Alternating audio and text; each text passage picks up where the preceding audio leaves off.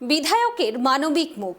বন্যা কবলিত এলাকা পরিদর্শনে রায়গঞ্জের বিধায়ক কৃষ্ণ কল্যাণী। এদিন বৃহস্পতিবার ৯ নম্বর গৌরী গ্রাম পঞ্চায়েতের বন্যা কবলিত গ্রামগুলো পরিদর্শন করলেন বিধায়ক কৃষ্ণ কল্যাণী। এদিন তিনি নিজে নৌকা করে বন্যা কবলিত গ্রামগুলোর অবস্থা ঘুরে দেখলেন, কথা বললেন এলাকার মানুষদের সঙ্গেও।